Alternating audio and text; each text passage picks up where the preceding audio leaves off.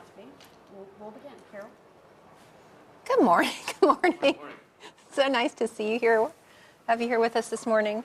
Jeff and I are really pleased to have an opportunity to speak about some of the issues that we've been thinking about. Jeff, in his case, for even longer than I've been thinking about them. So you're really fortunate to have someone with Jeff's depth of knowledge here. But I've been thinking for the last couple of years quite a lot about what seems to me to be almost an unappreciated problem throughout sub-Saharan Africa, related in a whole variety of different ways to development challenges, and that's the question of property rights and land tenure, and the degree to which these rights are not protected in different countries in sub-Saharan Africa. So what I'm going to do is not try to spend the next hour teaching you what the property rights environment or property rights law and land tenure law looks like in sub-Saharan Africa, but rather give a kind of a broad description of some of the challenges and problems related to property rights and land tenure concerns, a little bit about why these are such important issues, and then what I really want to focus on is a discussion of some of the conflicts that are ongoing in sub-Saharan Africa today and tie those to property issues. I'd like to hear what your concerns are and how some of these issues might be related to the work that you're doing, and so I think we'll have plenty of time and opportunity for a discussion, and hopefully that can be a discussion that's really targeted at meeting your concerns and helping you do your work a little bit better. So I'm going to move through these slides. I'll be looking at my screen, but you guys, hopefully you can see that up there. You know, I think the thing to start with when you think about the question of property and land tenure rights is really to recognize that these rights are number one, human rights. Not a special variety of rights, should be considered basic human rights along with the other sorts of human rights that one would find in international treaties, and international conventions. They're recognized as basic human rights by a variety of different leading international law scholars and by people like Madeleine Albright, who is on the Commission for the Legal Empowerment of the Poor. She also believes that property and land tenure rights are among the most basic rights that we can have in a society. So why is this? Why are these the basic rights? Why do I consider them to be basic human rights? I think there are two fundamental reasons why we should see these rights as basic human rights. Number one, very difficult for people to flourish, to meet human development goals if they don't have some security over their property. Property can be thought of pretty broadly. It can include your land, but it can include things like your crops in the field. It can include the livestock that you're moving with. It can include other sorts of movable property that you may or may not be able to use as collateral so that you can grow a micro-sized business. It may include things like intellectual property, and that's an increasingly important issue in developing countries, thinking through the questions of how do we protect the intellectual property, in some cases maybe even the cultural property of people living in developing societies. So it's very hard to achieve your human development goals unless you have security over these property rights, whole scope of them. It's also very difficult to promote economic growth unless you have some security over these rights as well. So the economic growth is important, right? Development is about promoting economic growth. That's probably why if you work on Africa or international development issues, you're probably hoping for people to live better, healthier, longer, more fulfilling lives. Economic growth is the means to get us to that end. Property rights, happily, helps us to accomplish both of those ends, promote economic growth, but help people to flourish in ways that they find important. And so think for a minute about how it is that property rights might do this in a more specific contextual way.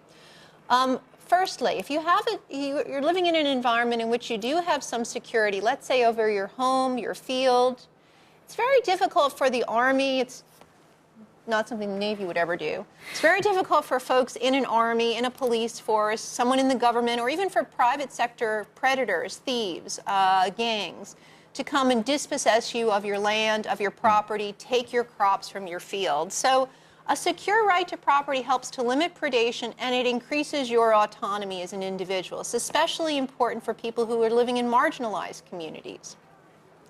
Property, when it's held broadly, property rights held broadly and are secure, disperses political power. If you think about some of the places in sub-Saharan Africa that have real difficulty, these are places where, generally speaking, land was nationalized in the 1970s or into the early 1980s. The ability to disperse land, to distribute it broadly throughout the society has been concentrated in the hands of political elites. When political elites have that power, they're controlling who's going to get access to land, when, under what conditions. It just further exacerbates problems of corruption. It exacerbates problems that are related to the kind of predatory issues I was just talking about. Thirdly, when property rights are secure, when people understand what's mine, what's Jeff's, what's yours, it tends to lessen conflict between communities. It tends to lessen conflict between individuals. It even tends to lessen intrafamilial conflict.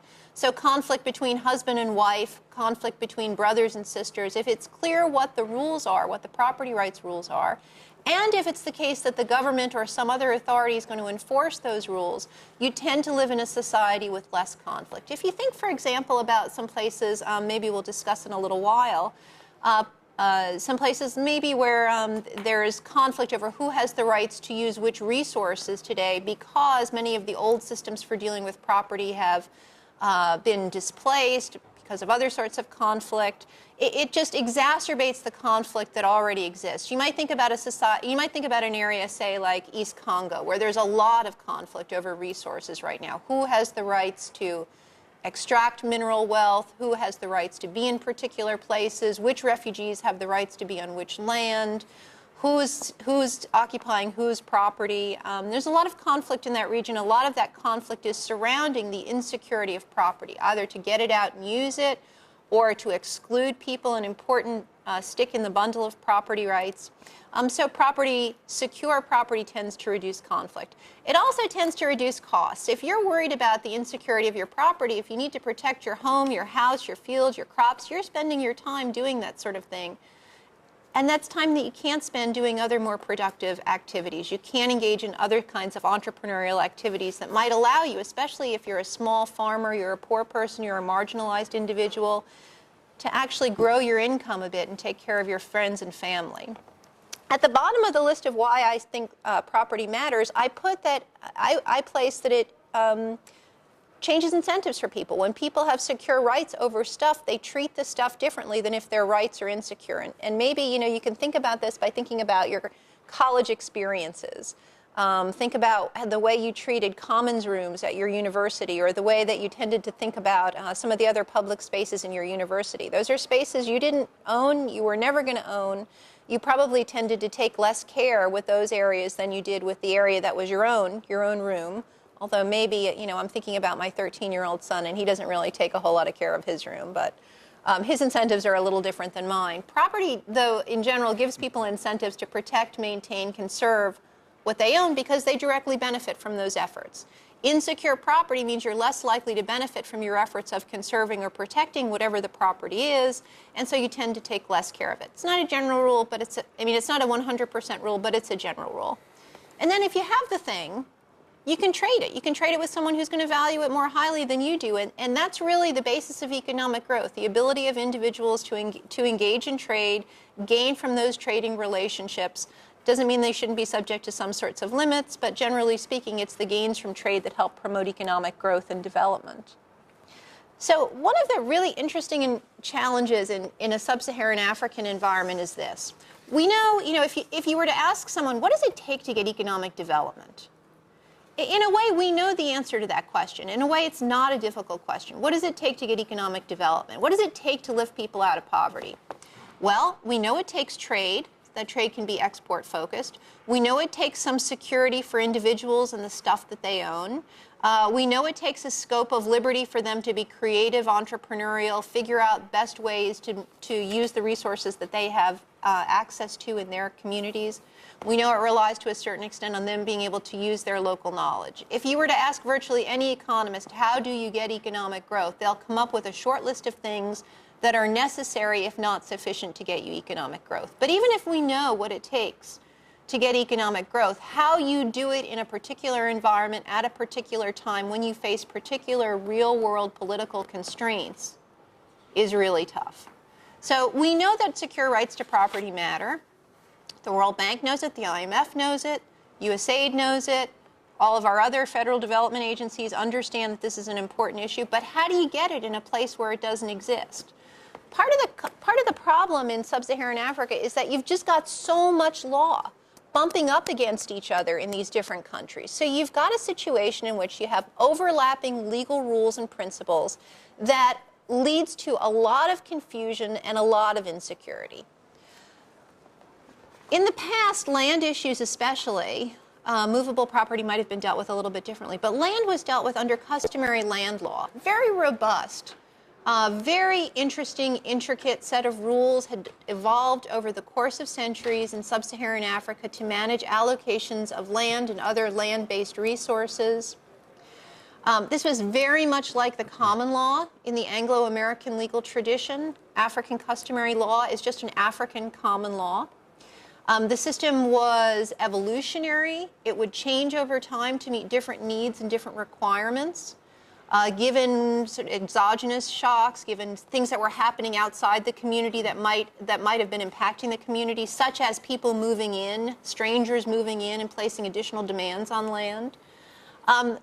So we had this customary system, very robust, flexible, evolutionary system that existed before colonists came in. Colonizing powers came in, whether they were British or French or Portuguese, came into sub-Saharan Africa, looked around and typically thought, oh, isn't that nice? The Africans have their own system of customary law. Let's write it down, and let's put people we like in charge of that. And let's leave those people maybe dealing with the land issues, but we're going to create a whole different set of land rules for the white folks. And we'll create certain sorts of property for us, and we'll leave the customary rules in place in this other area. But by doing that, by codifying the old customary law, colonial leaders tended to freeze it in time. And they tended to put in charge people who were favored by them, who were going to defer to what colonizers wanted. So that creates an initial problem. You have customary law kind of bumping up, in some places, bumping up against the colonizers' law. So you might have had private, traditional freehold property in urban areas or in areas where there was valuable farmland because the colonizers wanted that sort of protection. But that same system and the security that went along with it wasn't extended to people, to the local people who were typically living on more marginalized land under customary control. It's still the case today that over 2 billion people in the world are living in situations where they're subject to customary land law, living under kind of a communal land system. Post-colonial era, post-colonial governments created new sets of laws. So now you've got 3 sets of laws overlapping. Customary law in place, typically in rural areas. Some colonial legislation, freehold property in urban areas or in fertile rural areas. Now post-colonial laws. And what did the post-colonial laws do? In some cases, what they did was nationalize the land, take the ability of communities to control their property away from communities, or take the rights of individuals in urban areas to really control the property by putting control of property into the hands of government leaders. There have been a lot of expropriations and expulsions. If you think about forcible expulsions, South Africa is maybe the leading country that we might think of in the old days for forcibly moving people around the country to accomplish the ends of the government at that time. So you've got customary law, colonial level law, colonial era law, post-colonial era law, some nationalizations complicating things and creating a land administration that was politicized and controlled by people usually at the national level. Treaty commitments on top of that. Countries have signed treaty commitments, for example, like the Convention on the Elimination of Discrimination Against Women, that's supposed to give women the same sorts of property rights that men hold. Countries have signed on to agreements like this, but don't honor them in practice. So what you've got is a situation where there's a lot of law, frankly. And a lot of it is butting up against other sorts of law. There's a lot of confusion about which law applies in which places. And you have what people tend to call, or what we call anyway, a de facto de jure gap. There's a lot of de jure law. There's a lot of formal law on the books to deal with property. It's not like people haven't been writing property law for the last 50 years or 100 years in Africa. There's a lot of property law that's been written. Doesn't mean that people pay any attention to it, though, out in the rural areas, especially in areas that are more lightly populated. In those areas, the customary law is still largely applicable. It's the law that people will turn to when they have disputes that they want resolved. So this gap between custom, or between de facto law, what's going on the ground, and de jure law, what's supposed to be going on according to the statute books, leads to problems when it comes to implementing policy. If policymakers are focused on fixing the problems in the statute books, if they're focused on the de jure law and don't really understand what's going on the ground, then your policy is misdirected, it's misguided, and it's almost certainly going to fail. A couple of other reasons for insecurity on the ground are things like there's just some capacity issues in some of these countries. Most countries do have land administration offices. The land administration offices may or may not be decentralized. If they're centralized and they're located in the capital city, that means it's hard for poor people to get to these land registration offices. Land administration itself is kind of a complicated situation. It's kind of complicated to do this. Poor people tend not to use the system when it's complicated, far away, expensive, especially when it's run in a language they don't speak. So in order to overcome these sorts of issues, countries would need to decentralize land administration. They might need to provide forms in languages that are in a variety of different local languages. Countries tend not to do that. Why? Because that's expensive. You need to have people out in the field who can actually help folks file their claims or file their deeds, register deeds if they have them, register certificates of occupancy if the country is using a certificate of occupancy.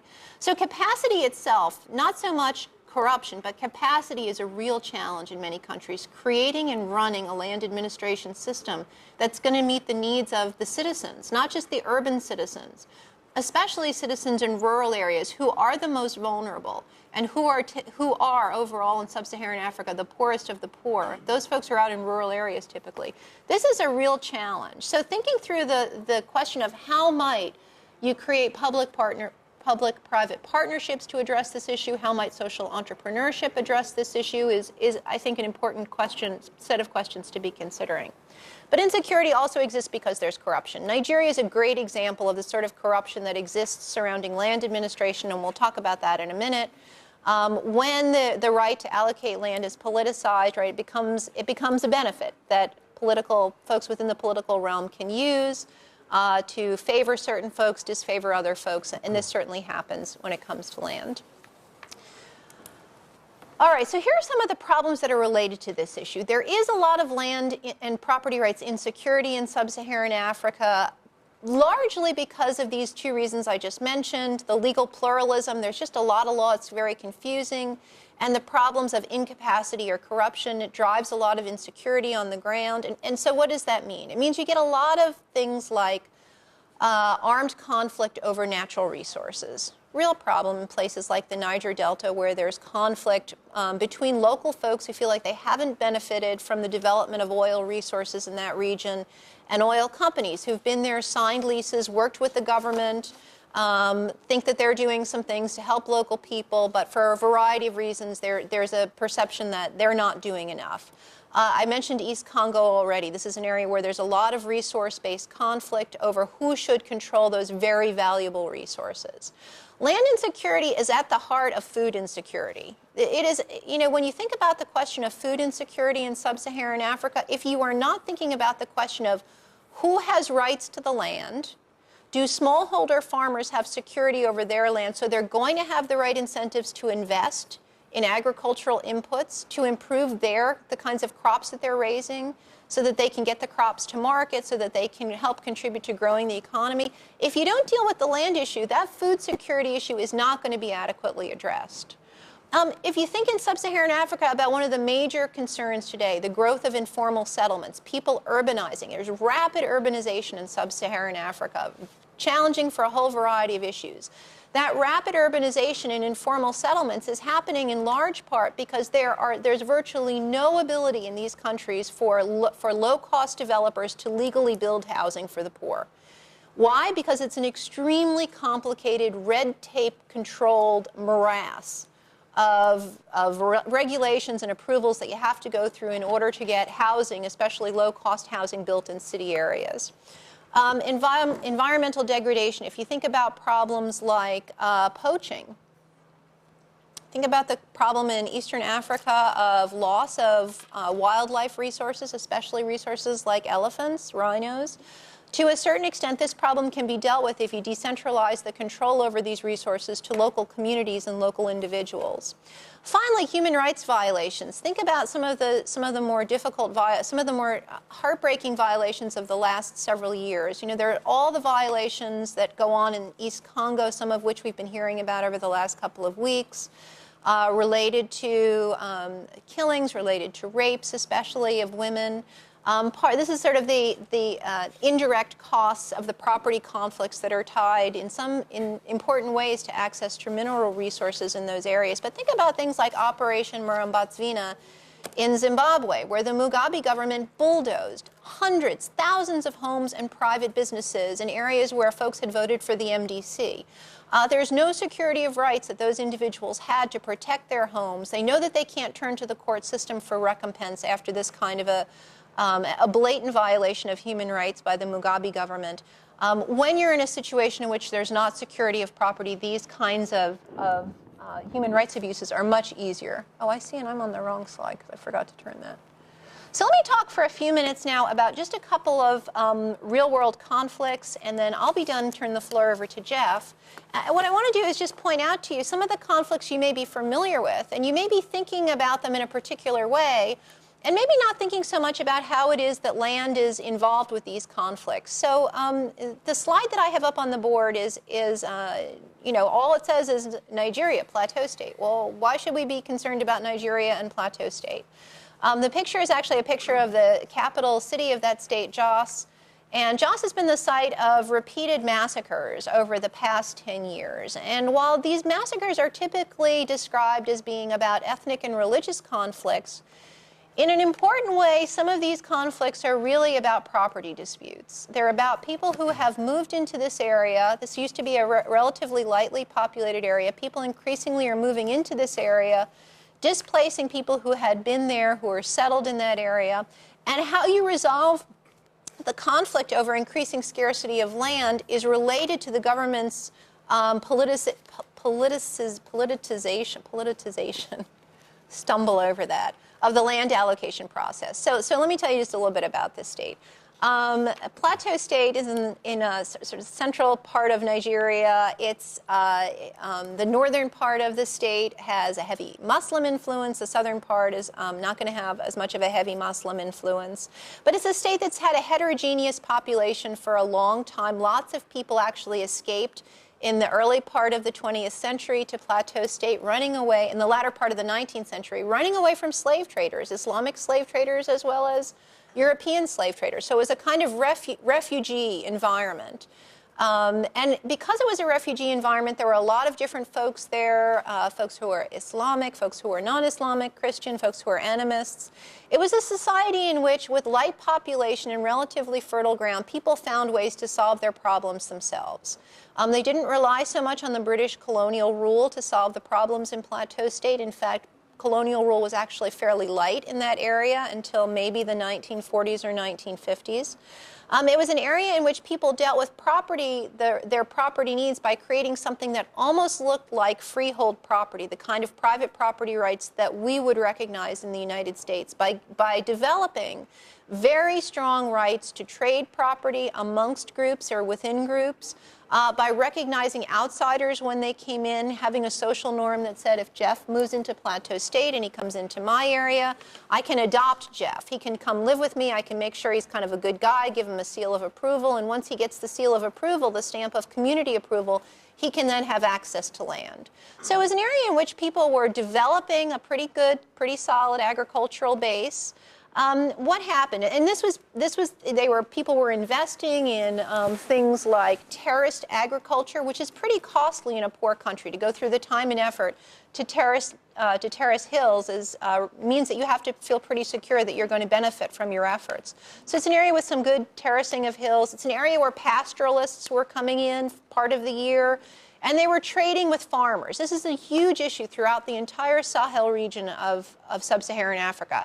How do pastoralists, people migrating across borders, how do they deal with, how do they maintain their traditional rights to be in different parts of countries, different parts of the area, so that they get access to the resources they need for their herds. How do they do that when farmers are settled, when governments change, when rights change, when governments nationalize land? Do pastoralists still have rights? And when there's increasing demands on land. As population rises, there are increasing demands on land.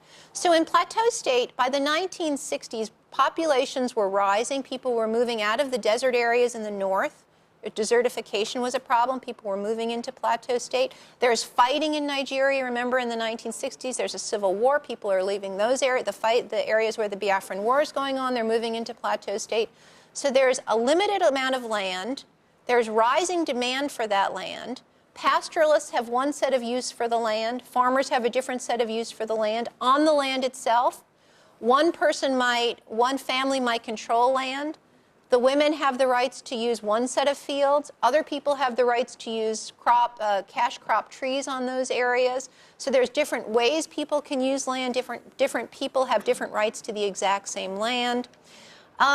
1978, the government nationalizes land in Nigeria and creates a system where land allocation now is decentralized in air quotes, to state governors. State governors become the people then who are able to say, okay, you know what, Jeff, you have the right to that land over there, and I'm going to issue you a certificate of occupancy for that land over there, but in order to get your certificate, you might have to make it worthwhile for me to actually issue that certificate for you. Or you might actually have to show me that you're going to use the land. Maybe you need to build something over there so I know you're not just going to let the land sit, because we want the land to be used for some reason.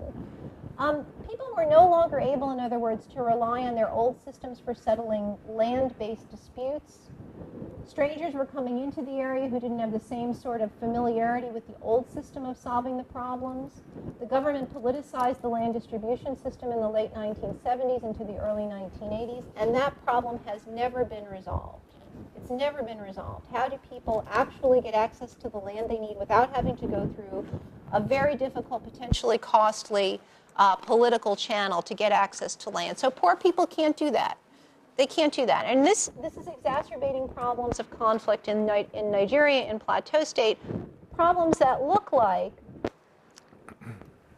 folks from the Islamic North in conflict with folks from the Christian or animist South are oftentimes really conflicts about farmers, maybe, who used to be able to negotiate directly with herders to allow the herders onto their land at particular times of the year, both gaining from that trade, are no longer able to do that because those decisions have to be made in Jos by the state governor, and the state governor may or may not be responsive. And by the way, the police may or may not be responsive. When these disputes begin, the police may respond. So even if you have a certificate of occupancy, if the police aren't going to come help you out when someone comes and invades your property, it's exacerbating problems. A very similar story can be told, actually, about Sudan. Especially in the Darfur region, there's been a lot of conflict. You know, we're all familiar with the conflict in Sudan. We may be becoming increasingly familiar with conflict in South Sudan. In the Darfur region, in the western part of the country, this conflict over access to fertile land, it's very limited, right? There's only a certain amount of fertile land that's available in Darfur. Traditionally, under customary law, farmers had worked out rules with pastoralists to have the pastoralists come in and use that land at particular times of the year. Those rules were enforced by local tribunals run by local elders, not enforced really by the government in Khartoum. The government in Khartoum, as we all know, had largely ignored the Darfur region. So there was a very light presence of the formal sector, formal legal rules in Darfur. As the civil war continued over the course of many decades, people from the south especially started moving into the Darfur region. The customary norms for dealing with property were overturned as strangers came in, bringing their new ideas about how to deal with property. There's increasing pressure on the limited amount of fertile property that's there, exacerbating problems of conflict. So the folks from the north, especially folks related to the Janjaweed, tended to be associated with the herders and pastoralists wanting access to limited fertile land. Doesn't explain the entirety of the conflict, but it's an important issue that if you're going to if we hope that the Darfur problem is going to be resolved, has to be dealt with it in some way, shape, or form. If traditional ways of solving property disputes have been destroyed, because people have been displaced, they've been killed, they've been murdered. They're living in Chad, they're not in Sudan anymore. We don't even understand what the old rules are. The government's not really there to help resolve the disputes about how do we allocate a scarce resource like fertile land. The problem is it's not going to really be solved. It'll be a festering, lingering problem. South Sudan has some similar problems, but complicated by the problem of having oil now as well. So how are oil resources going to be allocated between the south and the north? How are you even drawing the border? It's very controversial in South Sudan, and it will continue to be controversial as the referendum gets closer next year.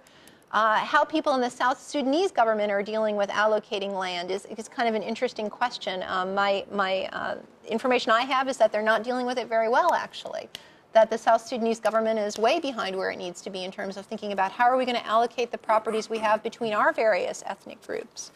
So this is, Sudan in many ways is an example of a conflict that might look like an ethnic religious conflict, but that has deep-seated property concerns at the base of it. And then, Kenya is another example where when you look at what happened in terms of post-election violence in 2008 following the December elections, we know that a lot of that conflict was really fueled by lingering unhappiness, lingering senses of inequality over how land had been distributed, how land had been allocated in the post-colonial era. So Kenya is a very interesting property environment for a whole lot of reasons. This is a country that early on tried to title property. So for those of you who may be familiar with, say, Hernando de Soto and his thinking on whether it's important for people to create individual titles to property, Kenya tried this in the 1950s, and it didn't work out so well for them for a host of reasons. It didn't work out, one, because it was very difficult for people who were maybe not elite, not had access to easy access to the capital city. It was difficult for folks like that to actually register their claims. The process tended to be, tended to favor educated elite Kenyans rather than less educated folks, especially rural folks. And so in the post-colonial era, although there continued to be an emphasis on titling property, it became the case that people who were politically well-connected tended to be in one ethnic group, tended to be better able to manipulate the property environment in order to get titles for lands from their poorer, less educated, more marginalized neighbors. And so, here we are in 2010. Land is still a huge issue in Kenya. People in 2008 were upset in part because they thought, oh no, the people who are going to take over, they're just going to continue to abuse the property system. I'm never going to get the land that I feel like I deserve. How am I going to take care of my friends or my family? How am I going to take care of my family? How am I going to feed my children? Solving the land issue in Kenya is going to be a huge challenge. It's a hugely politicized issue, as it is throughout all of sub-Saharan Africa. When it's not dealt with effectively, though, these are the sorts of things that happen, this kind of violence. So big issue today. It's been a big issue for the last couple of years because of rising food prices, need to feed people, is the issue of land grabbing. It's the case that more and more often you're seeing deals being struck in sub-Saharan Africa, sometimes by foreign sovereign wealth funds, sometimes by foreign sovereigns, sometimes by private investors, to buy land in agriculturally productive parts of sub-Saharan Africa. Well, frankly, in most rural areas, you can't buy land. There's not land to buy. There's land that you can lease. But buying land is not really an option. So really these land grabbing deals are about long-term leases in areas where companies or foreign sovereigns want to come in. They want to have access to land because they don't have access to land in their home countries anymore. They want to be producing for export back to the home countries to feed the folks living in those countries. So this map is a map of the world, what's going on currently. Oh, sorry, whoops. That's a map of Kenya. So, yeah, sorry. Here's a map of that the World Bank issued last week in its big land grabbing report of where's this happening? Where are the countries where we're seeing a lot of land being purchased? And you can see that there's, although Africa is maybe not experiencing quite as much land grabbing as South Asia, there's still significant amounts going on, especially in Mozambique and in Sudan. Why is this important? This is important because the deals that are being struck have varying, being done with varying levels of transparency and accountability, and because there are people on the ground who are being pushed off and not being consulted in the process of the land arrangements in some cases. What the World Bank said last week when it issued its major report on land grabbing is the following. We don't really understand how much land grabbing is going on. We don't have enough information about this. It's very hard to get information. But we do know that people in rural areas are being pushed off land. And what happens when people are pushed off their land in rural areas? Well, they end up in cities. They end up in informal settlements. And they end up without jobs. They're working in the informal sector if they're they're doing something in the informal sector.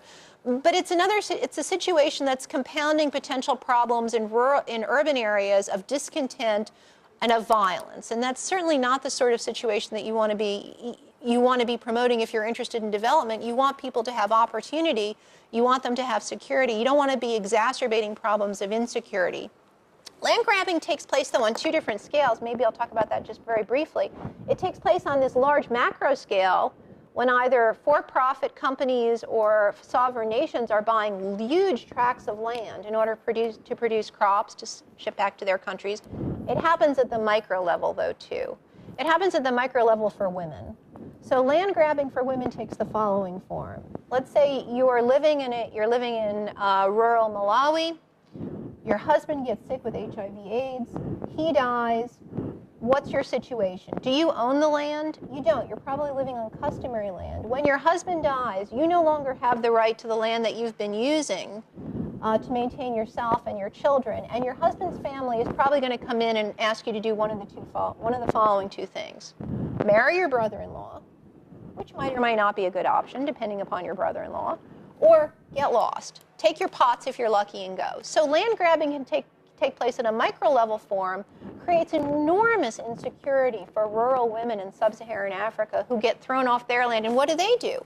Same sort of stories going on as with the large-scale land grabbing. They're oftentimes forced into urban areas where they're going to do what? They're going to do what they need to do to take care of their children. Sometimes not very pleasant things. So this is sort of what I was just talking about a moment ago. Excuse me.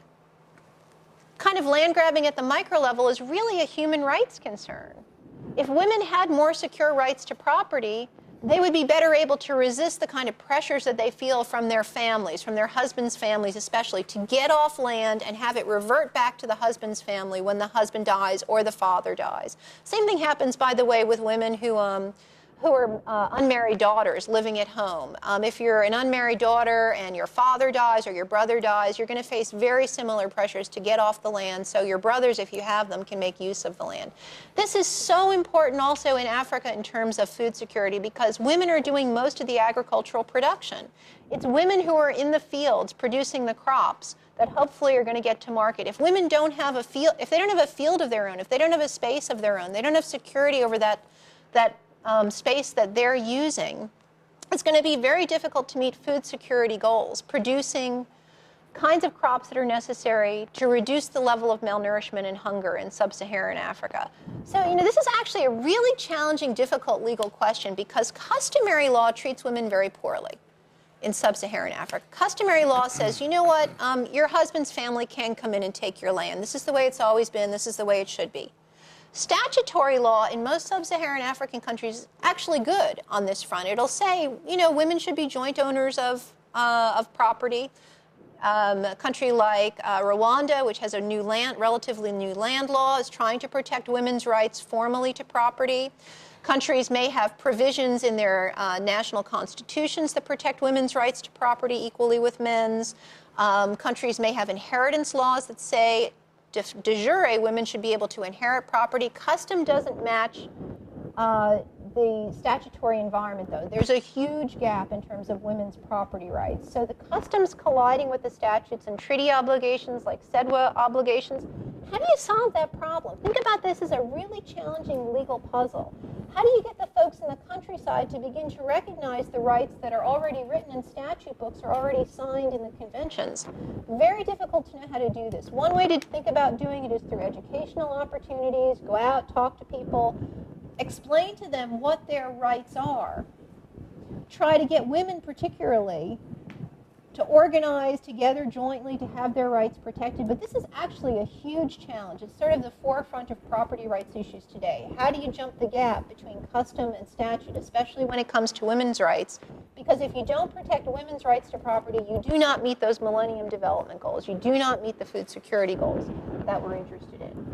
Is titling the way to do this? It may or may not be, depending upon the country that you're in, and we could talk about that maybe in question and answer. Final point maybe to raise is the following. Property is important for economic growth. I've been talking about it as important for human development. I've been talking about why secure rights to property might help limit conflict in some environments, why it might help promote some environmental conservation, but it's also important for economic growth. And so this is a fairly new piece of research done by Tim Besley, who's a very well-known African scholar, looking at the relationship between property security. He looks at expropriation and country income. And so what you see on this graph is a pretty strong correlation. Countries that expropriate property a lot, where there translates into a lot of property insecurity, are the poorest countries. And the data is taken from the International Country Risk Guide and just plotted against income levels for various countries around the world. So it makes sense, right? If you don't have security over your property, you're less likely to invest. Foreigners are less likely to come into a country and invest. You're not going to be able to use your property as collateral. Using property as collateral is very important for the poor. So another reason why having secure rights to property is important, it promotes trade and economic growth. Let me just give you very briefly one positive example of a country that has created more secure rights to a very interesting kind of property, and this is the example of Namibia. Namibia back in 1996 created what's now today considered to be the leading edge, best example in the world, bar none, of community-based natural resource management. The government gave local people living in rural areas on communal land the rights to manage their wildlife. It subsequently expanded this so that people now have the rights to manage forest, and they benefit directly from tourism associated with traveling to see the wildlife, and they benefit directly from income associated with using the forest. They did this, the Namibian government did this by law.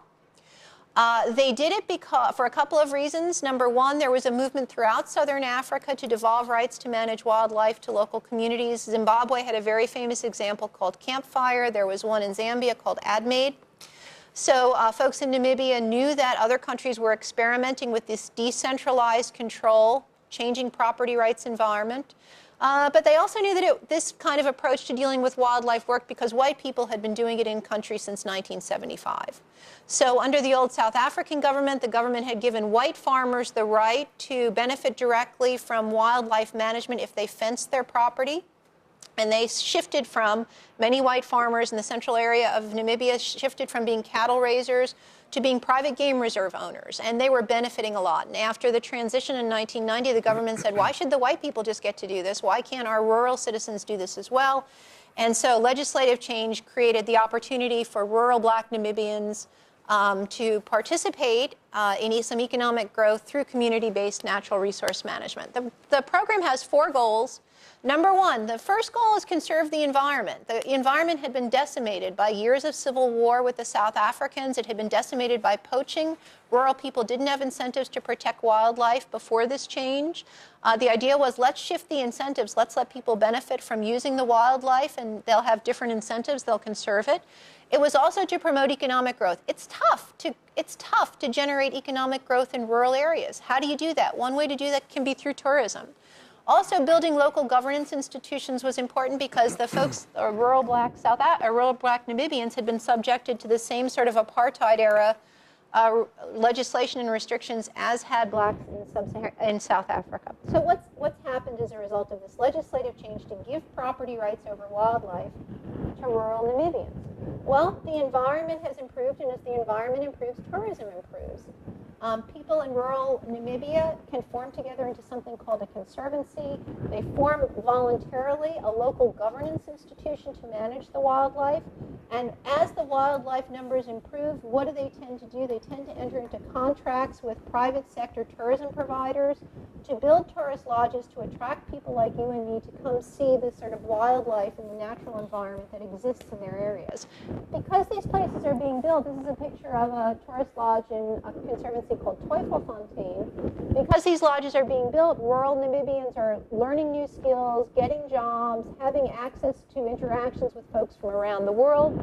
To put this in development language, livelihoods are diversifying. People used to just be small stock farmers. They'd grow, they'd be herding cattle or goat, or they'd be growing a little vegetable garden. Now they're learning a lot of other skills associated with an expanding and really pretty explosive tourism industry. And incomes are rising as a result. Let me just talk very briefly. This is old data now, actually. It's from 2006. So this program didn't start until 1996. Namibia is very lightly populated, 2 million people. The program by 2006, so 10 years later, was creating hundreds of full-time jobs for folks, thousands of part-time jobs, building skills, improving human and social capital in Namibia. Let me show you in terms of benefits over time what's happened as a result of this legislative change in creating property rights.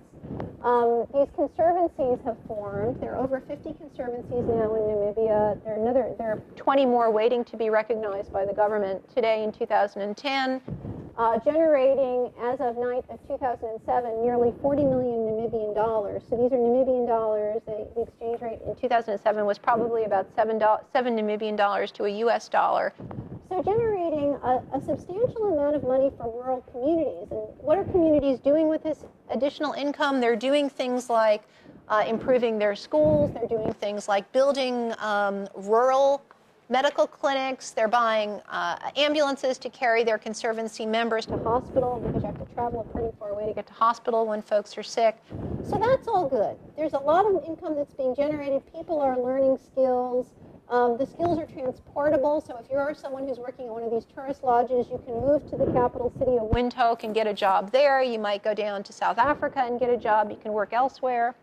You might start your own business. You learn the skills it takes to be a successful entrepreneur. But there are also environmental benefits, and pretty substantial environmental benefits as a result of shifting the property rights environment, shifting the regime in Namibia. So you can see this is a chart of numbers of animals in the eastern part of Namibia, in the Caprivi area. And numbers of wildlife have increased pretty dramatically. The light numbers are from 2001. The dark green is from 2007. Pretty much in every category, there's been substantial recovery of wildlife that just wasn't there as a result of drought, poaching, war, is really rebounding in pretty impressive ways. Here's a picture from the western part of Namibia. Pretty similar story. Wildlife numbers increasing fairly substantially over the course of the last 10 years. Compare this to a place like Kenya. Especially if you look at maybe the elephant populations in Namibia. Elephant populations have rebounded to the point where there's basically almost a surplus of elephants in Namibia. In Kenya, there are still significant problems with elephant poaching. Elephant numbers are declining dramatically. Same thing with rhino in Kenya and East Africa. It's a different governance structure, though. There's still a lot of control by the Ministry of Environment in Kenya. In Namibia, the government has basically said to rural people, you do it. You do it, you benefit from it, and let's see what happens. And think about how radical it is. It's just a shockingly radical idea that the government of Namibia said to rural people who do not have PhDs in, fish biology or do not have PhDs in wildlife management, you take care of it. And the proof's sort of in the pudding. The local people have taken care of things pretty well. I mean, so people travel to Namibia from all over the world now to learn what did Namibia do and how can we do it. So if you think about the question of, okay, we know that secure rights to property are important for a variety of reasons. How do we get there? How do we get there? You could do what the Namibians have done. That's one really interesting strategy to promote in other parts of the world. Devolve or decentralize control to valuable resources. There's a lot of resources that can be managed by local communities. Forestry resources, fisheries resources, wildlife resources. Mineral resources are difficult because basically in the rest of the world, subsurface wealth is owned by the government. It's not owned by the people who own the surface. And this is really a challenging question. Would sub-Saharan Africa be better? Would it evolve? Would it avoid a resource curse if communities owned the mineral wealth rather than have that mineral wealth nationalized at the federal level? Getting to security is probably going to mean doing a much better job of recognizing what customary rights look like on the ground. So limiting that conflict between the customary land users and the folks who say they have rights because they've gone through the formal property system. This is a really important effort by USAID today, for example. A lot of work is being done by USAID on the ground throughout sub-Saharan Africa to try to help countries identify what are the customary rights that exist to use land, to use trees, to use those cocoa trees. Who has the right to those valuable cocoa trees? Who has the right to use the field over here? Just get that written down so there's some record of it. Doesn't mean that should be set in stone, but it means that it's important for people to have security to know who has control of what. There needs to be a lot more attention to land laws in sub-Saharan Africa. In what sense? Probably the biggest, most important thing that can be done is allow property to be jointly titled between husbands and wives, which is oftentimes not done. Oftentimes property is titled in the head of the household, who's a man, so that when something happens to the man, the wife doesn't have the same sorts of rights to use the property as her husbands do.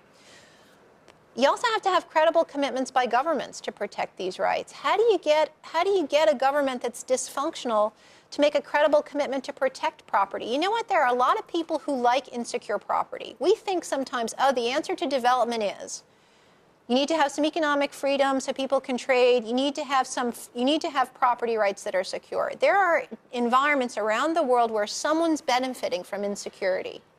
There's a political economy problem where whether it's a customary traditional authority or it's someone else, in Russia, for example, it can be oligarchs, can be folks who have made a bunch of money and benefit when the system is a little bit unsteady and insecure.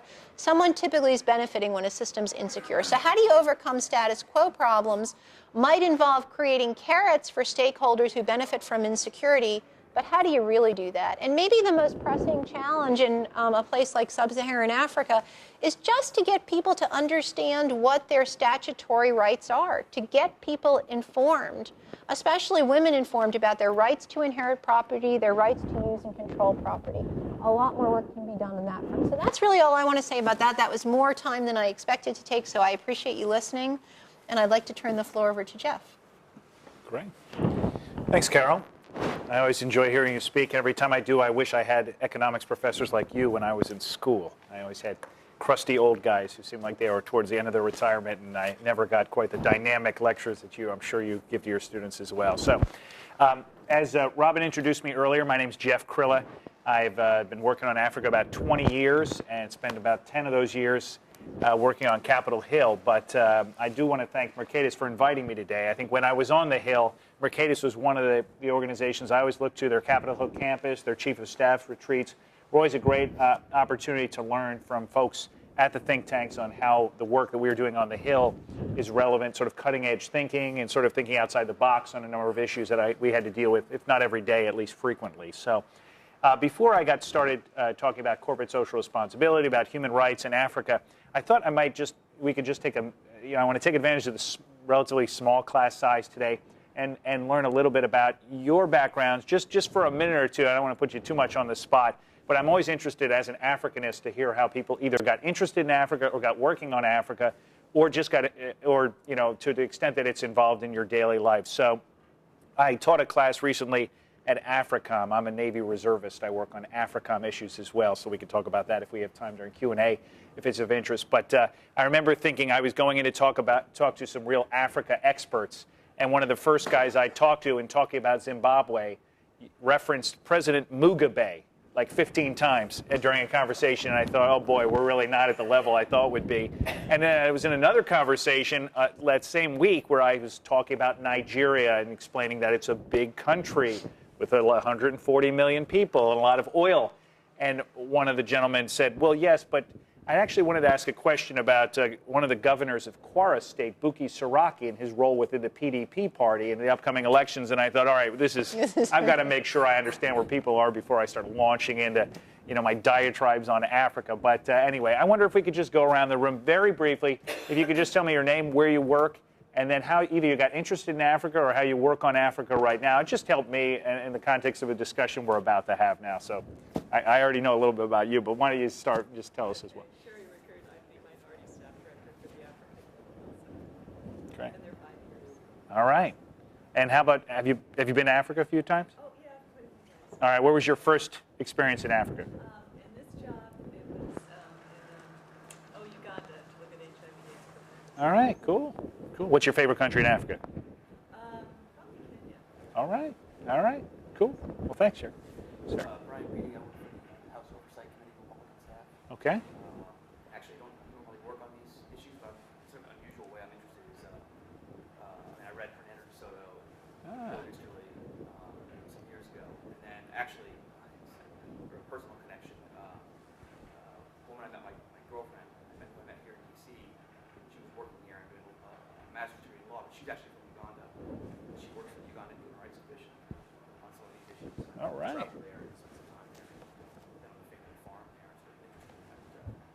Looking at, I'm talking with her because she kind of works on these issues on a daily basis, particularly like women's rights issues and human rights issues. So Great. I'm interested in that. All right. Thanks. I'm Cody. I work in Senator United's office on the Senate side.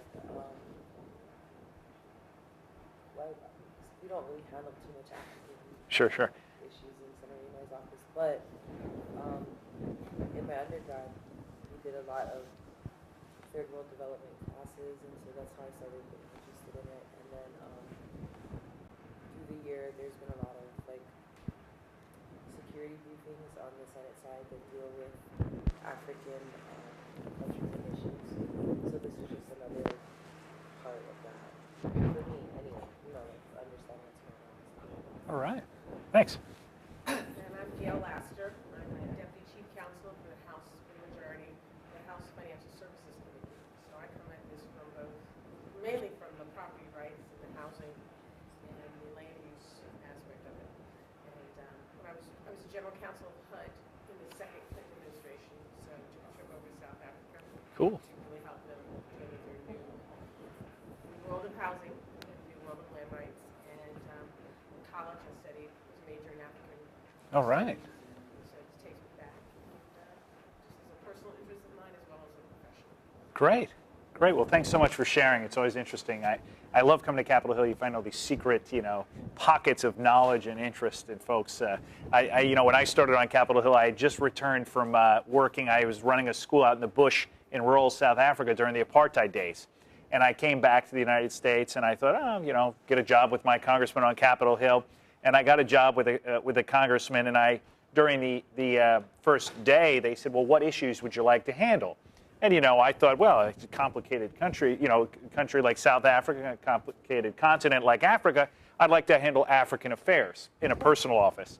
And the chief of staff said, hey, that's great. You're going to handle African affairs, you're going to handle foreign affairs, you're going to handle appropriations, agriculture, the environment, energy, and now we'll throw in animal rights too. And she started off by giving me a stack of about 200 letters on, a Dangerous Species Act. And I thought, wow, I'm really not going to do a deep dive into Africa like I was expecting. So it was my welcome to Capitol Hill moment. But I was on the Hill about 10 years. Gail, your name sounds very familiar. I feel like we might have interacted in one of my lives in the past. But, working on Capitol Hill was a great opportunity to get exposed to sort of how people in the United States, how constituents care about Africa, or in many cases don't care about Africa. I think it was amazing to see back in the early 90s, and especially now in the lead up to the last couple of years, where we've seen such increased interest in Africa, and I think that interest in the U.S. population has been reflected in what we've seen growing interest in Congress and in the administration. And now we, of course, have our first African-American president that actually has African connections too. So for those of us Africanists out there,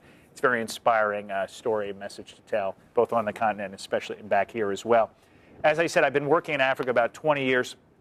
After I left the Hill, I went to work, I don't know if you're familiar with the organizations NDI and IRI, the National Democratic Institute, International Republican Institute. If you're not, please look them up. They're a great resource for you. Also a great place to, you could be a great resource for them. They're always looking for Hill staffers that could do training and election observations. That was an unpaid advertisement for IRI and NDI, but I think they're great organizations and would encourage you to at least learn more about them.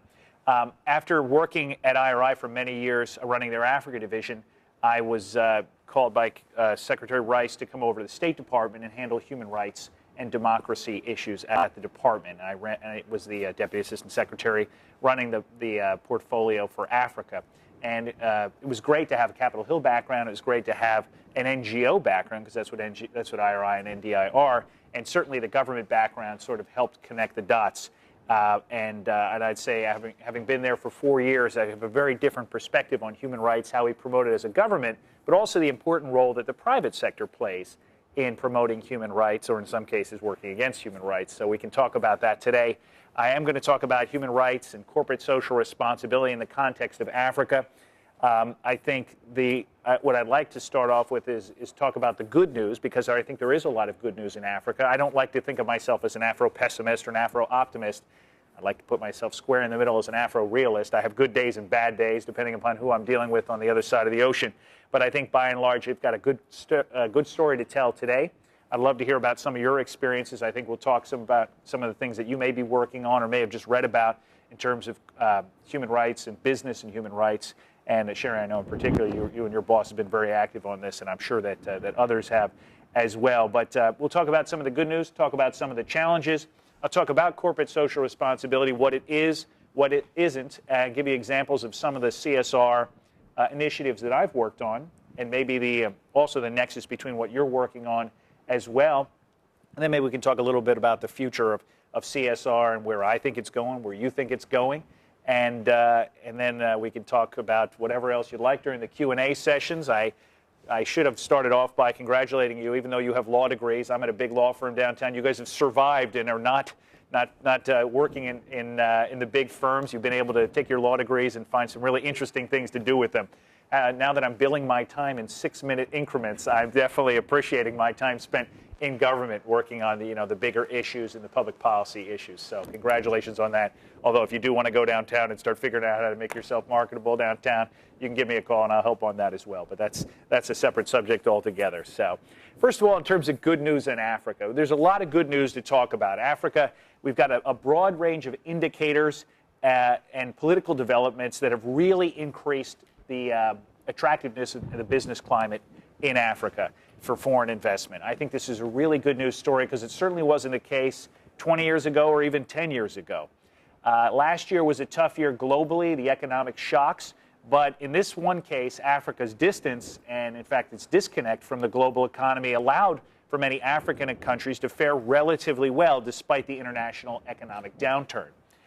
Now, I think although much of the continent escaped the economic crisis unscathed, the expected growth rate last year was definitely down.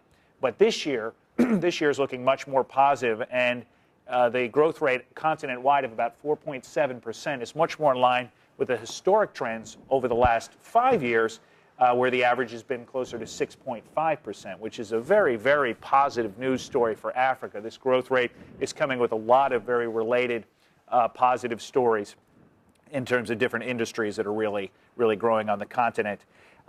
The African continent has also benefited by a lot of international attention, as developing nations have offered donations and very favorable loan repayment terms to countries that had crushing debt to service.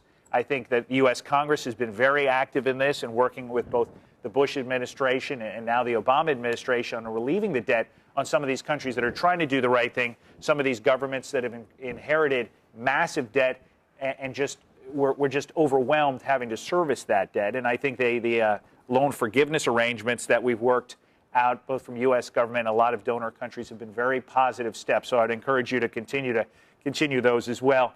I also see an amazing amount of expatriate Africans that are not only returning to the continent, bringing a lot of their skills and expertise, but also sending home a lot of much-needed capital, often in small increments. I know it's a bit of a cliche to say that every cab driver you get into in Washington, D.C. is from Africa, but heck, when I used to travel from IRI to the State Department, I inevitably have an African taxi driver, and I used to think sometimes I learned more from that cab driver than I did from the State Department meeting I was going to on Africa. So I think with that experience and expertise also comes hand in hand with a lot of the remittances that are going back at home. And I've seen villages and cities in Africa that have been built up to a large extent on massive influx of remittances, and I think that cannot be overstated. Also, we've seen a lot more focus on Africa. The World Bank The African Development Bank is flourishing under a dynamic new leadership, and we've seen a growth in the number of stock markets on the continent from 5 in 1989 to more than 16 today. These are all very, very positive developments. I talked about the expertise going back to the continent. When we talk about stock markets, we can talk about a very much a flourishing banking sector. This is probably the most obvious example of Africans that are trained in London, trained in New York, that are going back home to use their expertise to make money. A lot of them are doing it because they want to go home. They also have experience and expertise that's very valuable there. But I think that expertise is benefiting those countries and the continent as a whole. And another very positive development that I think is very important is this next generation of entrepreneurs is plugged into the global economy, not necessarily just connected to the ruling political leaders. And I think that's a very positive step, because as we talk about some of the challenges that continue on the continent, we're going to see how some of these entrenched leaders are, in many cases, more the problem than the solution in some of these countries. So we're seeing Africa integrate more in the global financial markets because of this expertise. We're seeing these stock markets, these financial networks tapping into the global network much and much more. Even though last year they were, the separation was a good thing, I think we're seeing now the connectivity being a very positive thing. And although they will be more vulnerable to global economic shocks, the good far more outweighs the negative of being connected to the global environment. Now, in addition to these very, very positive steps, we do continue to have a number of challenges. Some of these are economic, some of these political, but of course affect the economic realities as well.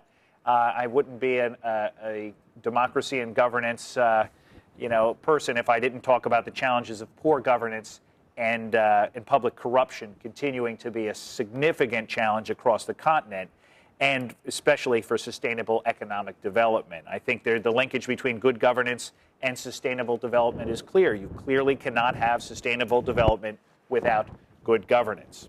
And although Africa has been swept up in what Samuel Huntington calls the third wave of democracy that's overtaken the world much of the past 30 years, you've got a number of leaders that have spent decades in power. I'm sure we could list a dozen without trying too hard right now. And I would say just as big of a challenge of those that have spent decades in power and been ruling undemocratically are those who have been elected democratically but have erased the promise of this post-colonial African leadership by manipulating parliaments, manipulating elections, amending constitutions, in some cases establishing family dynasties or attempting to establish family dynasties, and otherwise subverting the rule of law. And even the best of African governments right now are very slow to reform. I think a lot of the young Turks who want to bring about change are often short-circuited by a lot of the centralized decision-making process of many African political parties, which force party loyalty at the expense of personal ambitions of reform. We see that in some of even the most developed countries and political systems, such as South Africa, where if you're not in the ANC and you don't have ANC loyalty, you see almost no opportunity to affect the political process from the outside of the party. President Obama, I think, on the eve of his historic visit to Africa, made a very strong statement, and I think this symbolizes the approach that his administration has taken on promoting governance, good governance and democracy in Africa, and saying that Africa needs strong institutions, not strong men. I think this continued effort of our government, both at the highest levels as well as throughout USAID and the State Department and diplomatic channels, to promote strong institutions. I think we're doing that through a lot of very important USAID programs, is much more important in the long run than a lot of these individual relationships we may have with leaders on the continent. Freedom House, which is an NGO that studies human rights and, as you can imagine, freedom issues throughout the continent, still lists of the 54 countries in Africa, only 16 being nominally democratic, and notes that in many of these countries, liberal democracy has yet to institutionalize itself in a very functional way. Much as the challenges I mentioned earlier, Freedom House has noted that the elections are often staged exercises designed to appease international donors and legitimize ruling parties. There's significant challenges to freedom of the press. And although a number of enduring warlords have been deposed. We know countries such as Sudan, Zimbabwe, even the Democratic Republic of Congo are still struggling with the effects of ethnic fragmentation and systematic state pillaging. I think Carol talked about a number of these very challenging cases in Nigeria and Sudan in particular. So the consequences of poor governance and corruption are evident throughout the continent. Poor governance and corruption have led to inadequate infrastructure investment, whether it's roads, whether it's schools, teachers, school supplies, whether it's telecommunications networks. Now, this also, things like telecommunication networks have benefited by being able to skip a generation. The idea of trying to wire the entire African continent for landline cell phones was really was not very realistic considering how much behind they were. But cell phones have been flourishing across the continent probably in as much as any other industry other than extractives. And I think that's a very much gives those Africanists like myself a great deal of hope, seeing African entrepreneurs take advantage of skipping a generation and sort of next generation technologies. But of course, with with energy and with extractive industries, hand in hand with poor governance and corruption across the continent, you're seeing that countries are not benefiting from the economic development due to their natural resources such as oil and minerals. And you're seeing this in some very, very big cases. I think Equatorial Guinea is an example of one that continues to sadden me and continues to be a challenge for us as a country. Equatorial Guinea provides a great deal of petroleum resources here in the United States, but it's a striking display of the devastating consequences that poor governance has on economic development. Sub-Saharan Africa's third largest exporter of oil, Equatorial Guinea has a per capita GDP greater than democratic stalwarts like Great Britain, Germany, France, and Israel. I mean, just take a minute to think about that staggering statistic.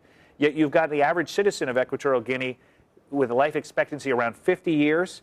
And since the discovery of oil, there's been few measurable improvements in overall living standards for average citizens in the country. You've got a head of state there, President Obiang, who has unbelievable resources from this oil, but the trickle down has been very, very little. And those challenges continue. These governance gaps are massive on the continent. You've got Nigeria, home of 1 out of every 4 Africans, providing a very telling example, has massive oil revenues, over $300 billion over the past 3 decades, and billions more in international aid during that same time. Yet most of the population suffers with very little access to basic services. And then you've got militant groups in the Niger Delta that have increasingly employed violence to try and, including kidnapping oil company workers and relatives of prominent politicians, to demand greater control over the country's oil resources. Now, in many cases, we can talk about how the violence and how the unrest in the Niger Delta is symptomatic of the lack of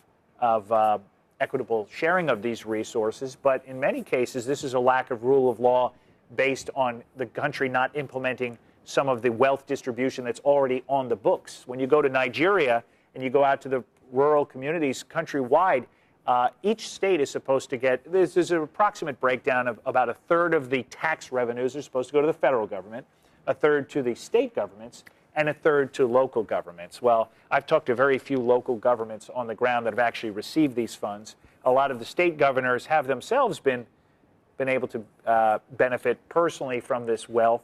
You see a lot of governors that are extremely wealthy, but you see very little trickling down to the state coffers. And even at the federal level, you see a lot of misuse and corruption within the funds. But the wealth is there.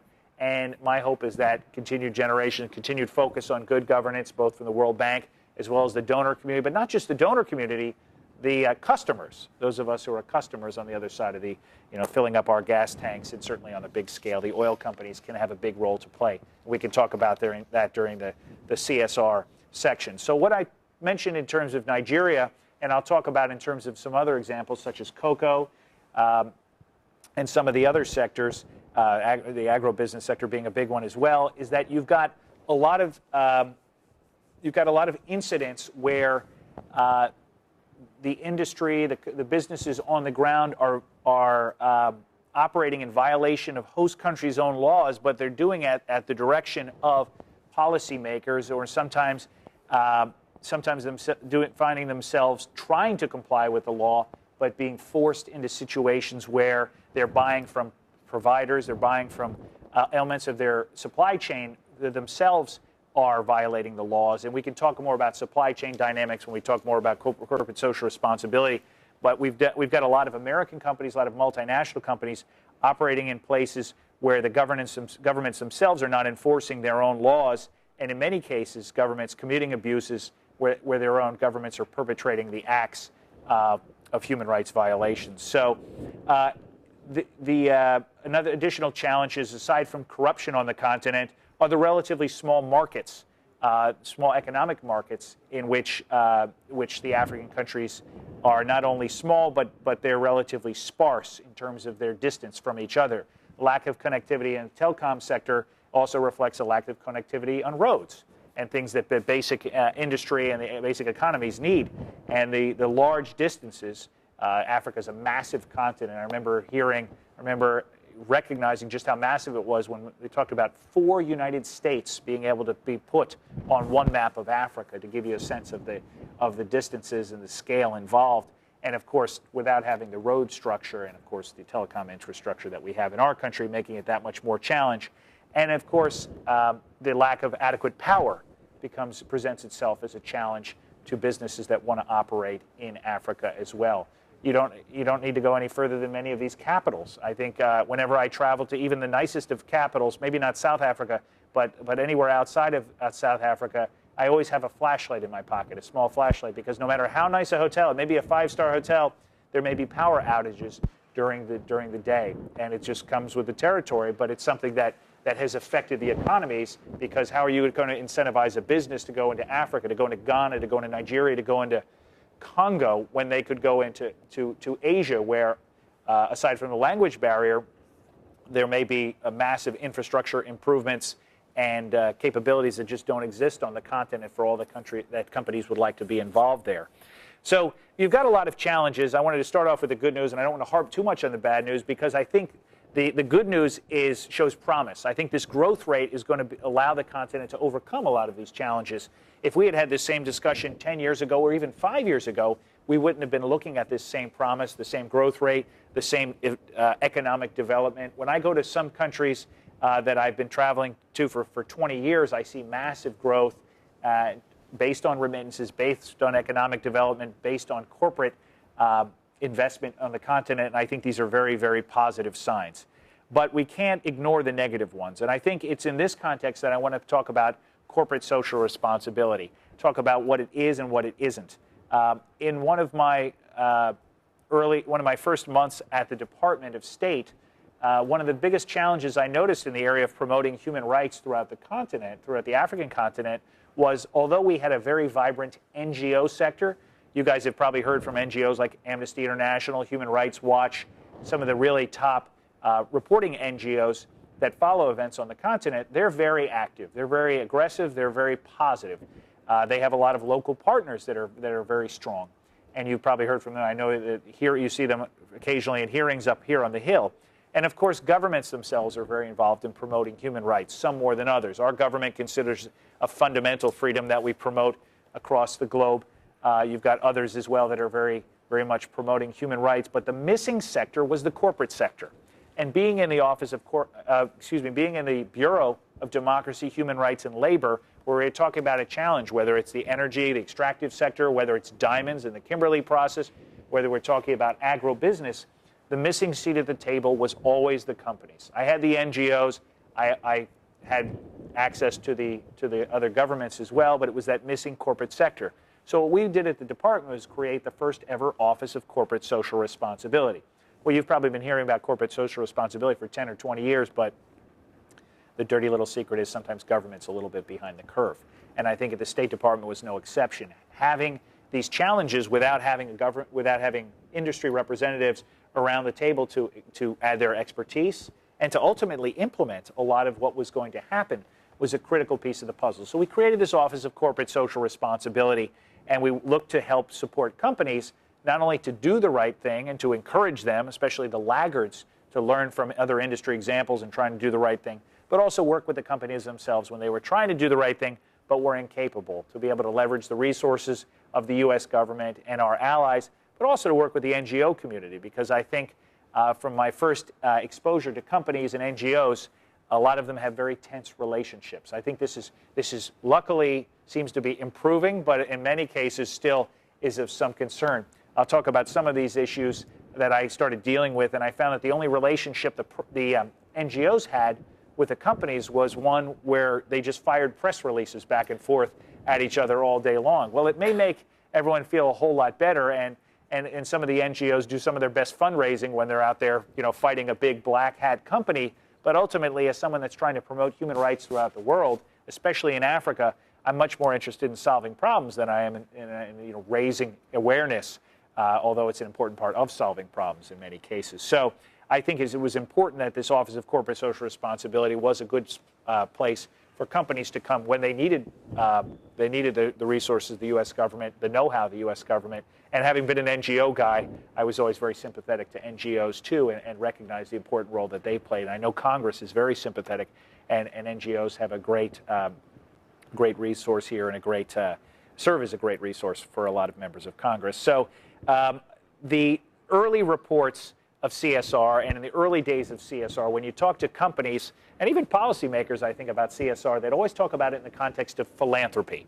Oh, of course we're committed to CSR because we donate X million dollars a year to the Boys and Girls Club. We donate land. We donate property.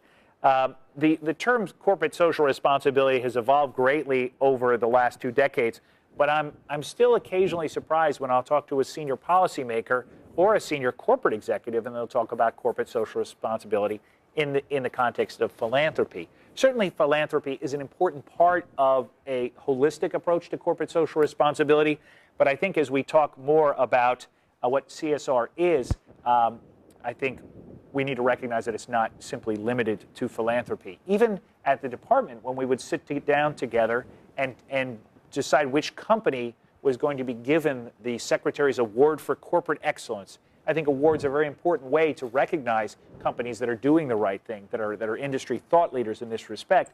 We would sit around the table with the senior U.S. State Department officials, and inevitably I'd have people at the table to go back to the old definition of CSR. These guys are great because they're doing X, Y, or Z.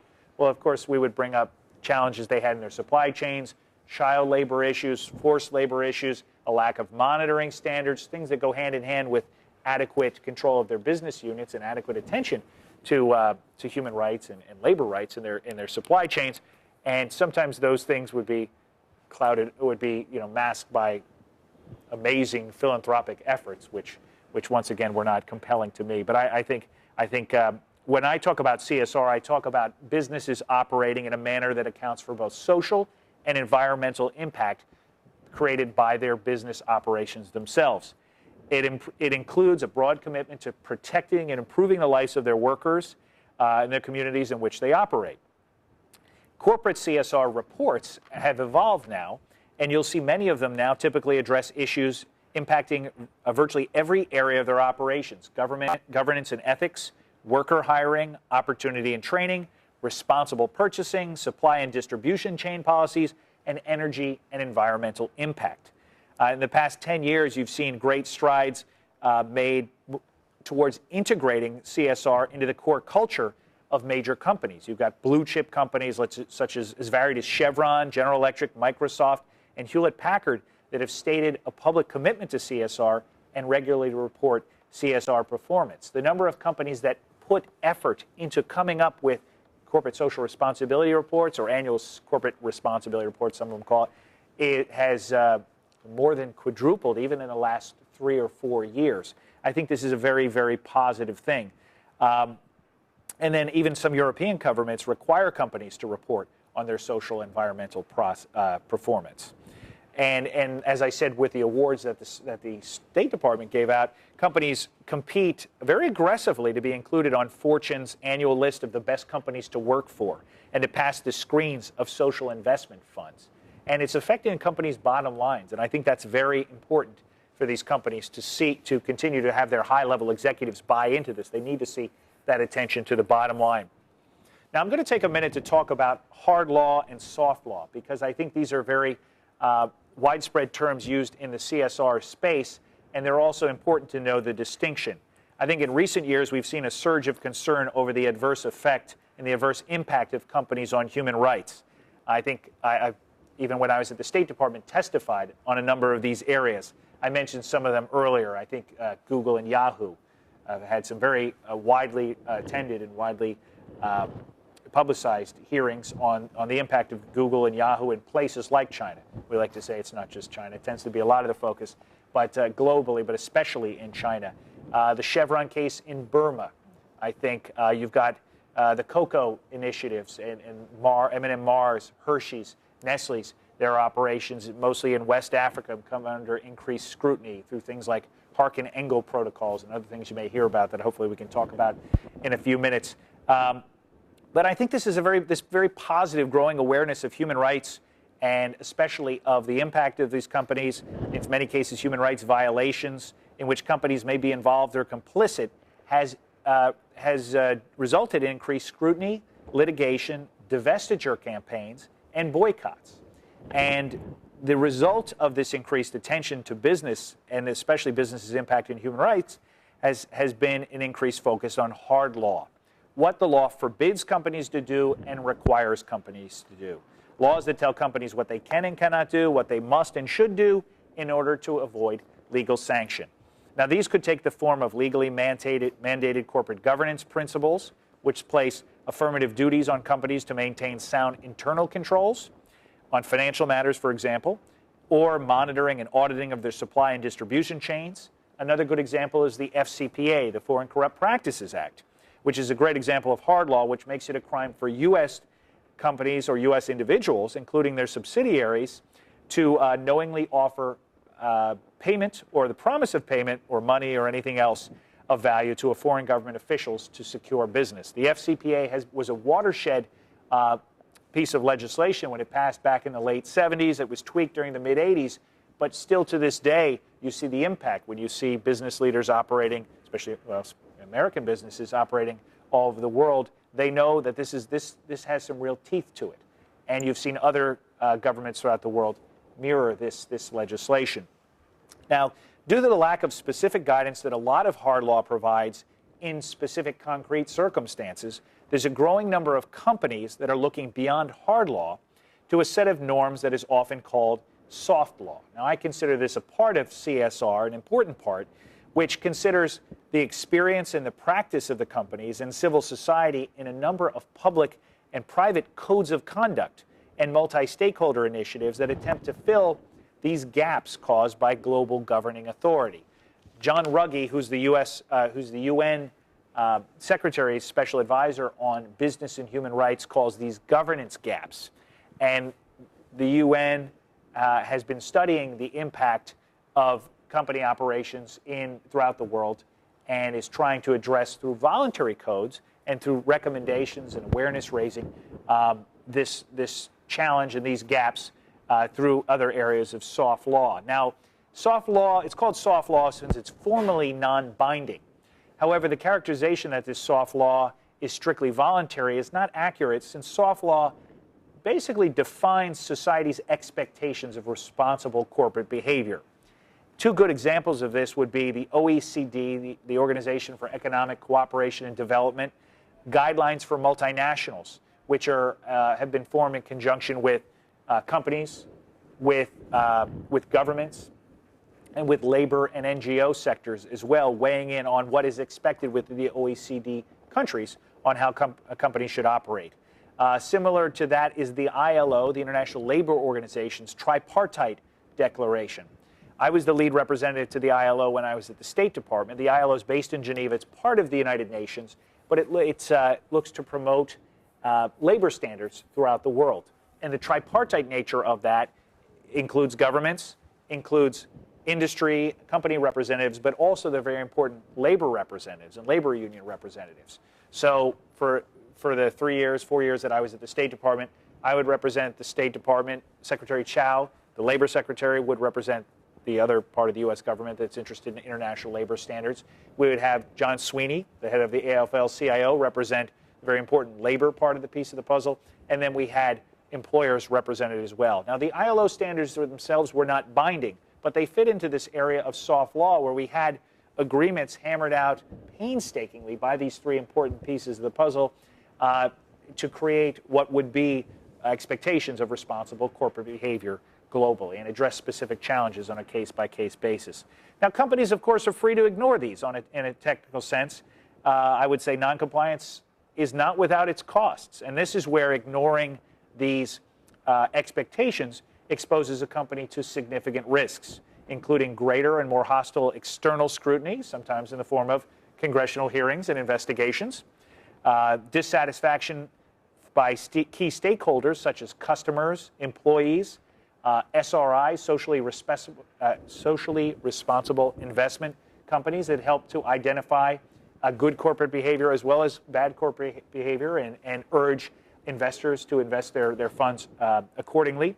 And then, of course, companies expose themselves to serious reputational impact and a higher likelihood of legal claims and possible prosecution. Now, in many ways, this soft law can be more powerful than hard law, especially companies that are so dependent upon their brand image and their reputation. I mean, one of my earliest exposures to CSR, and I didn't even know it was called CSR back then, was during the early 90s and the Kathy Lee Gifford scandals. Now, poor Kathy Lee Gifford, I call her out on every time I talk about CSR, but it's a great example of someone who was running a company that was producing apparel, and I think the apparel and footwear guys learned some of the earliest examples of how soft law could impact their business. I dare say poor Kathy Lee, if she were to start a company today, would still be dogged by the poor management and the terrible monitoring standards in the factories in which her companies produced a lot of apparel.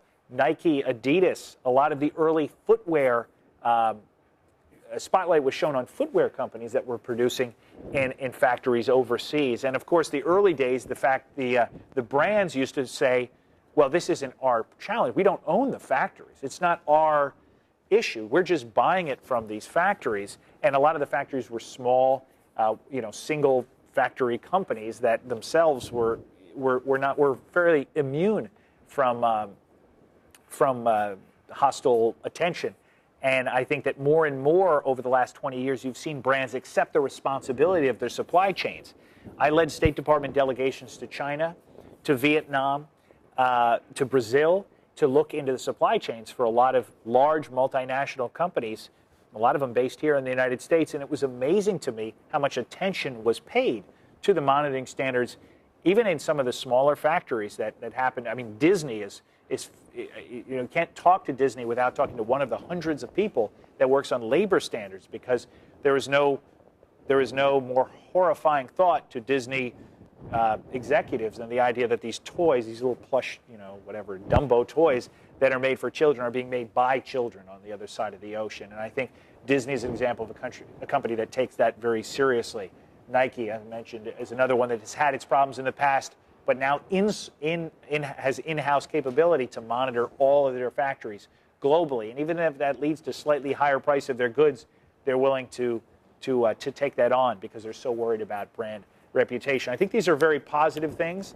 I think for every factory I go to that has fantastic standards, I've been to one that has subpar standards. It continues to be a challenge for the business units of these companies to address, trying to get to look at their bottom line, to try and go to the cheapest providers, and at the same time make sure they have effective standards in these companies, in these areas of law or of soft law. And I think that's going to be something that we'll continue to see the increased shareholder attention. The internet's been a great thing for that, in increasing the education level of many investors in there, even the smallest of investors. I remember going to shareholder conferences and reading about other ones where you've got someone that owns one share of a stock going in and talking about their concerns and getting a venue to voice, and seeing a lot of shareholder activity around areas of business and human rights.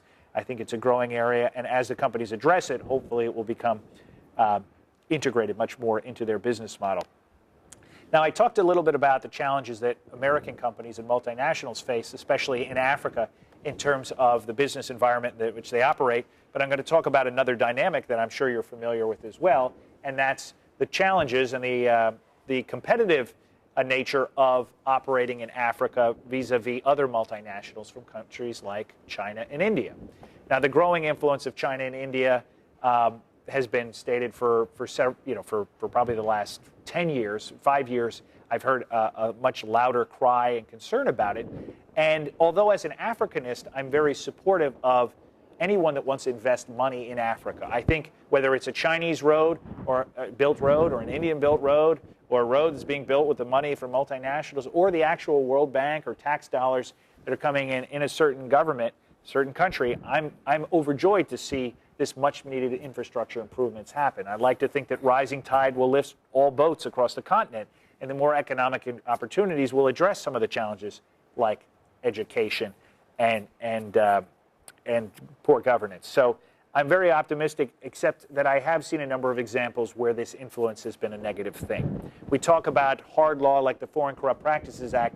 There is no such thing in China. There is no such thing in India. When you see these Indian parastatals, Chinese parastatals, or independent companies operating on the continent, they're doing so with a very different set of rules than a lot of the multinationals that we know and see operate on.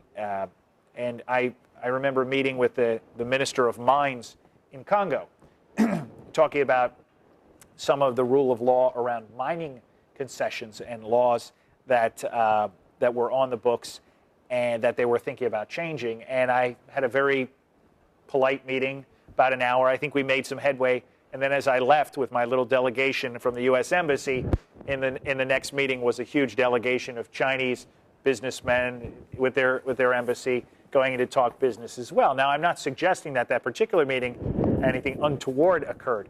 But, I've heard enough horror stories across the continent about a lack of attention to the local communities, a lack of concern about the local communities from a lot of these new Chinese and Indian businesses. I want to give one concrete example, which discourages me as someone who's worked in the NGO community, but it does it is sort of microcosm of what I'm concerned is happening continent-wide. Is the example of Talisman in Sudan. Talisman is a Canadian company that bought into some rather large assets in the oil sector in Sudan in the late 90s. Now, from the beginning, they knew it was a controversial purchase because even then, even though Sudan, I don't think, was on the front page in terms of here in Washington or across the United States, people that followed Africa knew that the Sudanese government was doing a lot of bad things, to put it mildly. So from the beginning, this purchase came under some scrutiny. But as Talisman took over these legacy operations that they purchased, they started learning that a lot of their money was going to support the Sudanese government and a lot of things that were very much against their corporate philosophy, against the philosophy of certainly of the Canadian government, the Canadian the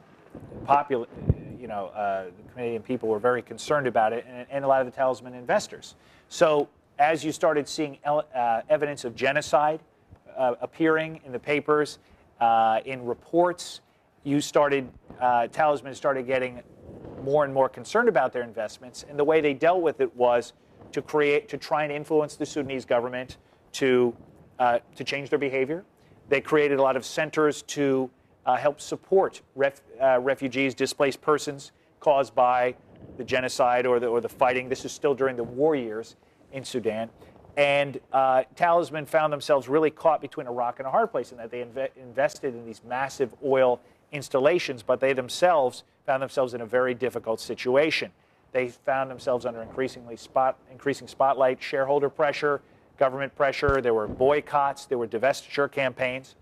And in the end, the heat got so hot on Talisman, despite all their programs, despite trying to do the right thing, I believe, in many cases, trying to influence the Sudanese government to only a very limited degree, they found themselves forced to sell, because of this pressure, sell their and divest from their holdings in Sudan. Now, as an NGO person, you may say, okay, this is a great example of public pressure put on a company, soft law, reputational risk, all coming to play and affecting a company's operations. But as an Africanist, as a human rights person, I'll tell you what happened next was not necessarily a very positive thing. In that, who scooped up the Talisman share for a very good price? Chinese and Indian parastatals. Well, the first thing they did after buying this these installations was do away with all the programs that Talisman was doing in terms of impacting societies and communities. I think that was probably the last time the Sudanese government had any pressure put on it from the companies themselves in terms of affecting their behavior on the ground. And at the end of the day, I would say the human rights condition was worsened because of this company pulling out. Now, if I were to say what should have been done, I mean, I think I would have also advised Talisman to get out. But seeing the impact on the ground, having been to Darfur as many times as I have, having been to Sudan, a dozen times, and seeing the impact of oil revenues across the country, the challenge of China and India can be summed up just in that Talisman case in terms of the lack of connection, a lack of concern for the local community. So I don't want to say that the involvement of Indian and Chinese companies across the continent is necessarily a bad thing, because I think the infrastructure improvements are going to be very positive in the long run. But when you've got one set of companies playing by a very different set of rules from the international community, it's definitely something to be aware of, and something that I think we have to put in the back of our minds when we see these kind of pressure put on multinational corporations. It's very easy to tell them to get out of some of these places, but there may be other opportunities to get them to try and influence and use their brand reputation and their influence to improve the situation in these countries. So I didn't allow myself too much time to talk about CSR examples. I talked a little bit about cocoa. I think cocoa's maybe the one that I'll talk about very briefly, and then I'll talk about sort of my sense on the future of CSR, and then we'll have a few minutes left for questions. 40% of the world's cocoa comes out of West Africa, comes out of Ghana and Cote d'Ivoire. This was a great example where, when I started at the State Department in 2005, the NGOs that were following this issue very closely, as well as the companies that were operating on the ground, massive companies, had almost no relationship. The companies themselves knew they had a problem. I know that the Congress has looked into this as well, but they knew that there were challenges around child labor, around forced labor. But once again, the companies were a couple steps removed from where the actual violations were occurring. The cocoa is produced on small-scale farms generally, and carried into villages and collection centers on head baskets. And in many cases, it's a very labor-intensive industry. And I think that the companies that purchased cocoa purchased in large quantities from these distribution centers or these collection centers, and found themselves very distant from the violations that were occurring, and were being very well documented from the NGOs. The NGOs were smart to bring the companies into the loop. I think U.S. Congress paid a lot of attention to this and started holding the companies responsible, and certainly indicated the companies. I mentioned Senator Harkin. Congressman Engel took a great leadership role in this. But when I started at the department, there was very little relationship and very little that the U.S. government was doing outside of Congress. And what we helped to do at the time, we had the State Department bringing the Labor Department in as well, was convene a multi-stakeholder group to actually address these root problems and talk to the NGOs, learn from their expertise, learn from their reporting, talk to the companies about the challenges they faced in their sectors, about how they felt industry could affect things, and then ultimately, and this is the most important part of, I think, the role that State Department played, trying to influence the governments of Ghana and Cote d'Ivoire to enforce their own laws. Because what was happening was a lot of these laws were on the books, a lot of these anti-child labor laws were there, they just weren't being enforced. So I think it was this combination of these three parties being brought to the table, and then ultimately bringing the governments of Ghana and Cote d'Ivoire, that led to this multi-stakeholder engagement, that led to improvements, that led into more investment in education in some of these rural areas. I think ultimately, when a family doesn't have opportunities for their children, other than to send them out to work at a very young age, they just don't find themselves with other choices. Now, I'm sort of rushing through the CSR aspects of the cocoa industry, but I think you're seeing incremental change, and very positive change now, because all the stakeholders are brought into the equation. So it's not by any means solved. The economic pressures in an area where there aren't a lot of economic opportunities like Ghana and especially Cote d'Ivoire are going to continue to be there. But seeing the governments brought on board, seeing the companies brought on board, and of course seeing the NGO attention is a very important part of this whole process. And I think we talk about reputational risk of these companies. They know that they want to make sure that their cocoa is ethically sourced as well. So in terms of the future of CSR, I've been up on Capitol Hill in terms of from a regulatory approach, having testified on CSR in different industries. I see people with very different attitudes and very different opinions. You've got folks that would like to regulate, that would like to turn a lot of this soft law into hard law. I think that could be a direction that we would see. I think the more that we see companies trying to do the right things, the more that we see companies engaging in voluntary standards, codes of conduct, and taking these very seriously, the more that government will say that is a very positive direction and don't need to see that oversight. I know the Enron scandals, the Wall Street scandals have increased cynicism amongst policymakers, and I think rightly so. I think those of us who have been to law school recognize that you can't go through law school without taking professional responsibility courses. I think we need to see more and more of that integrated in the business schools, not just here in the United States in terms of business ethics, but globally. Because when you've got business leaders that think their only deliverables and their only measurable outcome is the bottom line, you've got a lack of understanding of sort of other factors that are affected by their operations as well. I think increased governance, good governance in Africa is going to be a big piece of the puzzle. I think when Africa continues to work to sort out its borders, I think a lot of the borders, as you know, were carved up during the Berlin Conference, some 150 years ago. You've got now questions of that with the Southern Sudan questions, Somaliland. You've got these other areas of the continent that may themselves be able to govern themselves independently and make much more sense than the current borders. I think you've got some real positive developments there as well. So I think I've gone way over my time, and allowing 6 minutes for questions isn't very fair. But anyway, I hope that was a helpful intro to corporate social responsibility. I'll give you my contact information if I can be helpful to you or your bosses in any capacity. Feel free to reach out to me as well. And thanks again to Mercatus Center for having me here. Thanks to you for being here. Great.